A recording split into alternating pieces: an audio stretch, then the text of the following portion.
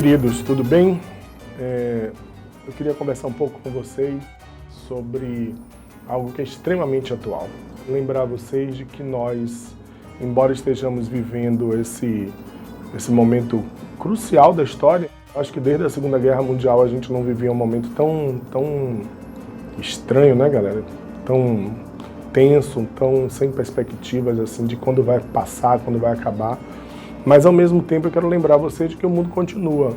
A mídia mundial ela é muito seletiva, então ela está toda voltada nesse momento para a pandemia do coronavírus.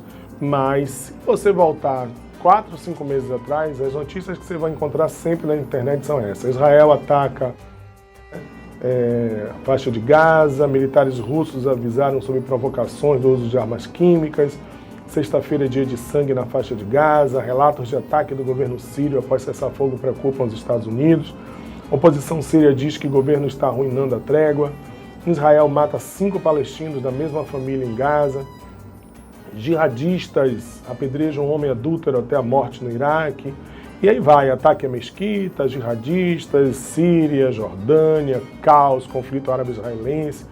E eu queria lembrar vocês de que todas essas notícias, elas têm uma matriz na intolerância mesmo religiosa e num conflito muito sério entre árabes, palestinos e judeus, para a gente entender bem o que aconteceu, né? O que foi a matriz desse caos. Vamos voltar no tempo para a gente entender um pouco quem são árabes e quem são judeus.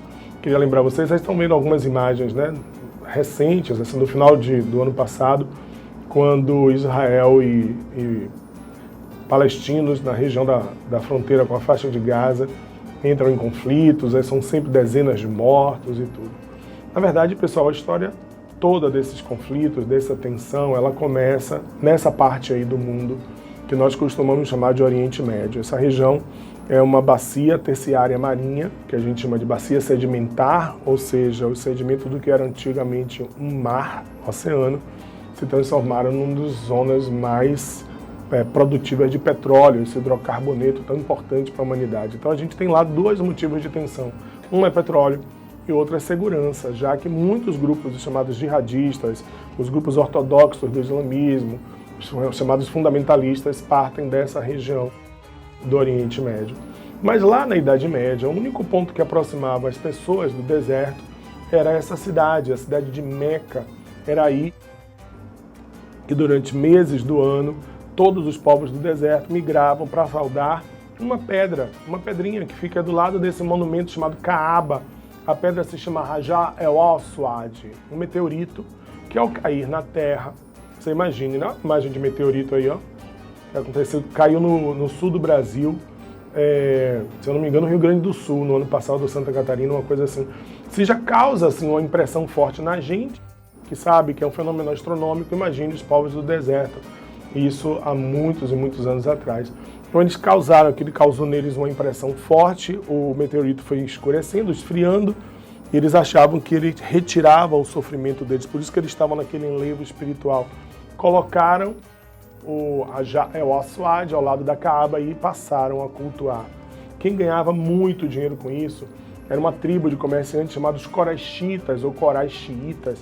Esses caras eles vendiam totens, vendiam imagens, alimentação, hospedagem, e tudo ia muito bem até que este homem nasceu. Maomé.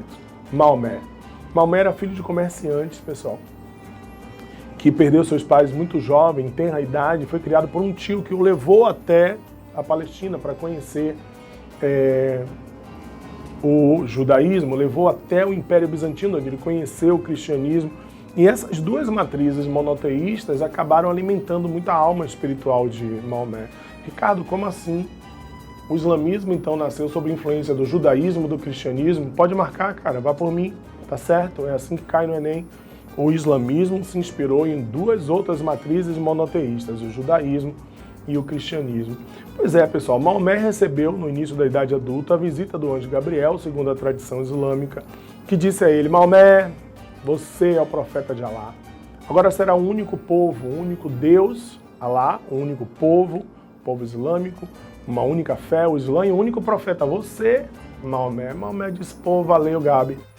recebeu as informações do Corão, um livro sagrado que ele escreveu em fogo na areia, decorou e saiu para pregar essa nova fé baseada no monoteísmo. Tá vendo? Esse é o único símbolo que os muçulmanos aceitam como representação de Alá. Dá uma boa tatuagem, não dá não? Tá, mas toma cuidado, viu? Você vai tatuar para o cara não colocar uma coisa estranha no lugar, porque tem umas tatuagens aí, depois procure na internet, coisas horrorosas. Ele não teve sucesso.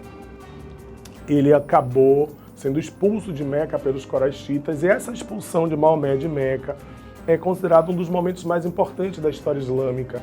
É chamada de Hégira. É tão importante, pessoal, que os muçulmanos usam essa data como referência do início do calendário muçulmano, do calendário islâmico. O nosso é o nascimento de Jesus. Para os muçulmanos é Hégira, 622 d.C.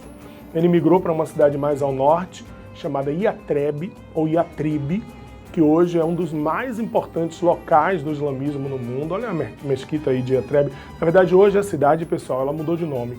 A cidade hoje se chama Medina. Medina quer dizer a cidade do profeta. O termo Medina também é usado para representar a praça principal da cidade, onde fica a mesquita, a feira principal, se chama de Medina também. Olha que coisa linda. Essa é a Medina no momento de prece, né, no momento de oração. Então Yatreb, ou Yatrib, que virou Medina, que quer dizer cidade do profeta. Maomé voltou a Meca, conseguiu derrotar os coraxitas, fez um acordo com eles, que se eles se convertessem à nova fé, Meca continuaria a cidade sagrada como é até hoje.